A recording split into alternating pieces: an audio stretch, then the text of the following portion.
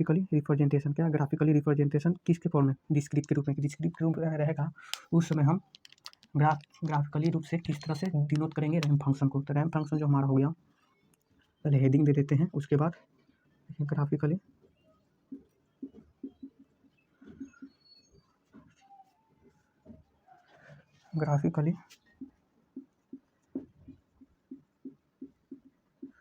Representation. अब देखिए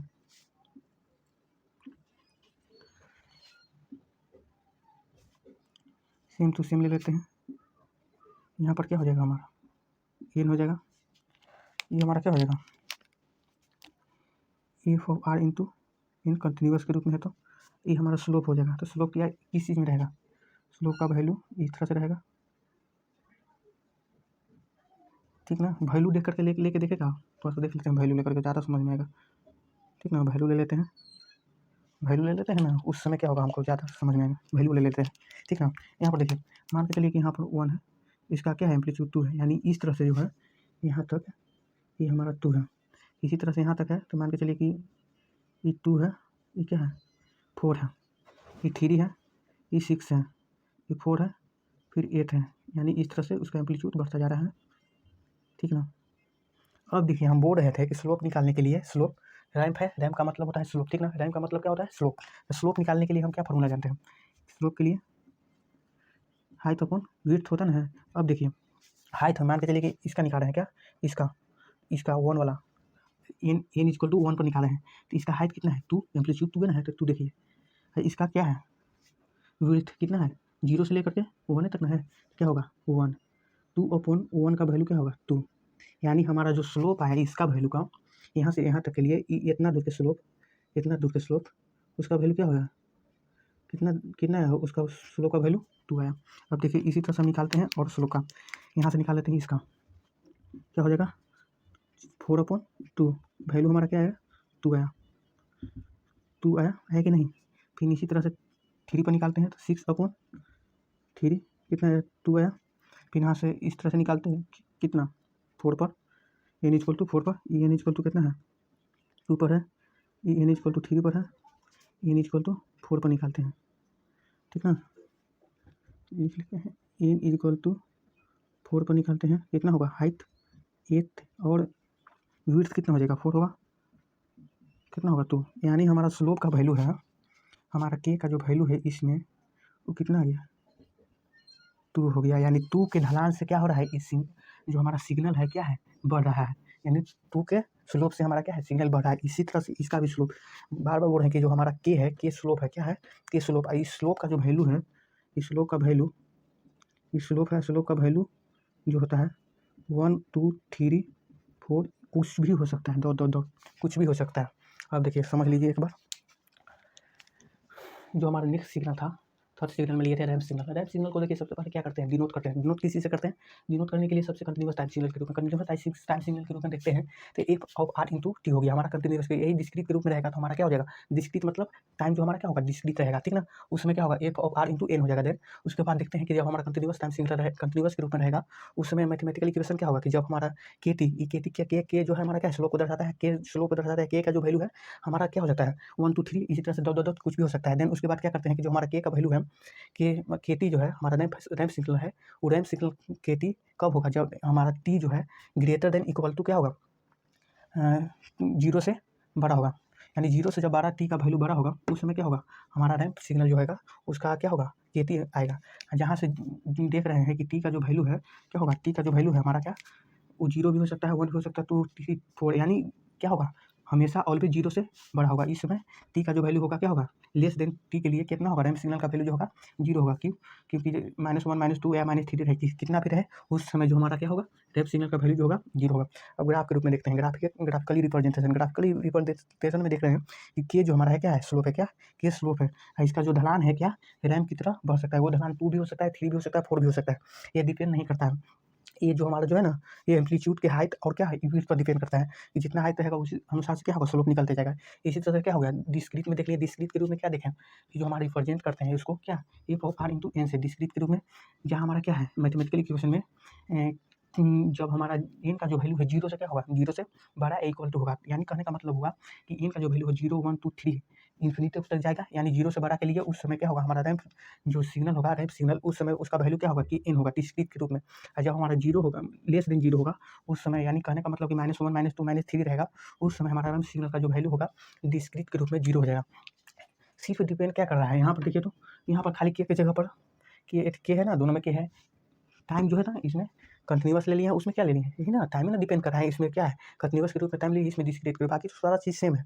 इसमें देख लिए, यहाँ पर देख लिए कि जो हमारा स्लोप का वैल्यू है किस तरह से निकालते हैं, हाइट अपॉन विड्थ से करके निकालते हैं। जो हमारा हाइट है ये क्या करता है, एम्पलीट्यूड को दर्शाता है, यानी वाई एक्सिस वाला जो रहता है हाइट रहता है, एक्स एक्सिस वाला जो रहता है विड्थ रहता है। उसी तरह से देख रहे हैं कि इसका जो हम स्लोप निकालें वो क्या आ रहा है, इसमें भी 2 आ रहा है, इसमें भी 2 आ रहा है, इसमें भी 2 आ रहा है, यानी टोटल हमारा स्लोप का जो वैल्यू है, यानी टोटल हमारा के का जो वैल्यू है वो 2 के क्या है ढलान से क्या कर रहा है, इंक्रीज कर रहा है, उसका एम्पलीट्यूड धीरे धीरे क्या हो रहा है, बढ़ रहा है। इसमें भी निकाल सकते हैं, अगर इसका वैल्यू यहाँ पर रखेंगे ना, यहाँ पर ऐसे कर करके, तो यहाँ पर भी कुछ वैल्यू, यहाँ पर भी कुछ वैल्यू, मान के लिए यहाँ पर 1, यहाँ पर 2, इसी तरह से वैल्यू रखेंगे ना, तो इसका भी स्लो का क्या होगा, वैल्यू निकल जाएगा। अब देखिए यहाँ तो कोई दिक्कत नहीं। अब देखिए इसी में एक सिग्नल क्या आता है हमारा, यूनिट रैंप सिग्नल। क्या यूनिट रैंप सिग्नल, इसको आज हम बता देते हैं, ठीक ना।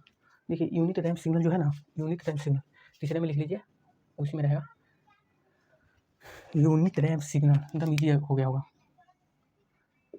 सिर्फ क्या लगाना है, यूनिट। रैंप का मतलब क्या होता है, रैंप का मतलब ढलान, यानी इसका ढलान जो होगा, ढलान क्या होगा 1 होगा, यानी स्लोप का जो वैल्यू होगा, इसका कहने का मतलब होगा, रैंप का मतलब क्या होता है स्लोप, यूनिट का मतलब क्या होता है 1, ठीक ना। यानी इसका स्लोप का भाग जो मान होगा, वैल्यू होगा हमारा क्या होगा 1 होगा। अब देखिए रिप्रेजेंट की बात करते हैं, तो रिप्रेजेंट में कंटिन्यूअस के रूप में रहेगा ना, उस समय r इंटू टी से रिप्रेजेंट करेंगे, क्या होगा, और जब डिस्क्रीट के रूप में रहेगा तो r इंटू एन से करेंगे। यहाँ तो कोई दिक्कत। अब देखिए रिप्रेजेंट की बात कर रहे हैं, कंटिन्यूअस के रूप में r इंटू टी होगा, डिस्क्रीट के रूप में रहेगा तो r इंटू एन हो जाएगा। अब देखिए मैथमेटिकल एक्सप्रेशन में देख रहे हैं कि यहाँ पर r ऑफ टी का जो वैल्यू है क्या होगा, टी होगा, क्योंकि के का तो वैल्यू क्या होगा, के हमारा स्लोप है, के हमारा क्या है स्लोप है, स्लोप और स्लोप का मान क्या है 1, तो 1 रखेंगे यहाँ पर के की जगह पर, तो 1 गुने टी, तो जो हमारा वैल्यू आएगा क्या टी आएगा, तो इसीलिए हमारा क्या होगा, इसका जो होगा मैथमेटिकल इक्वेशन इस तरह से हो जाएगा, ठीक ना। और इसमें जो के है, के यानी स्लोप कितना हो जाएगा 1 होगा, समझ में आएगा। जब हमारा टी का ग्रेटर देन वैल्यू रहेगा उस समय स्लोप जो हमारा यूनिट रैंप सिग्नल का मान होगा वो टी होगा, और जब लेस देन रहेगा वो 0 हो जाएगा। यहाँ पर भी वही कहने का मतलब हो गया, क्या यहाँ टी हो जाएगा, ठीक ना। सिर्फ क्या कर रहे हैं, सिर्फ हम कर रहे हैं यहाँ पर देखिए कि जहाँ पर एफ ऑफ आरती था ना, वहाँ पर क्या आरती सिंपल लिख दे रहे हैं, जहाँ पर के था उसका वैल्यू 1 रख करके जो सिंप्लीफाई इक्वेशन आ रहा है उसको लिख दे रहे हैं, ठीक ना। तो देखिए यहाँ पर क्या उसकी जगह पर क्या लिखे, आरती लिख दिए, ठीक ना। आरती यानी कहने का मतलब जो होगा 0 से लेस देन के लिए 0 वैल्यू होगा। अब ग्राफिकल के रूप में देखते हैं, तो ग्राफिकल के रूप में देख लेते हैं, तो स्लोप है कि हमारा स्लोप है, और स्लोप का वैल्यू हमारा ऑलवेज क्या होना चाहिए 1, और जब 1 होगा यानी लीनियर ग्राफ प्राप्त होगा, क्या लीनियर, यानी लीनियर जब प्राप्त होगा तो लीनियर में एक कंडीशन हम जानते हैं, क्या एक कंडीशन की जो हमारा स्लोप का वैल्यू जो होगा वो लीनियर में क्या होगा कि उसका जो है ना डिग्री, मतलब कि यहाँ पर एंगल जो बनेगा वो कितना डिग्री का एंगल बनेगा, या 45 डिग्री का, ठीक ना, लीनियर ग्राफ में, ठीक ना।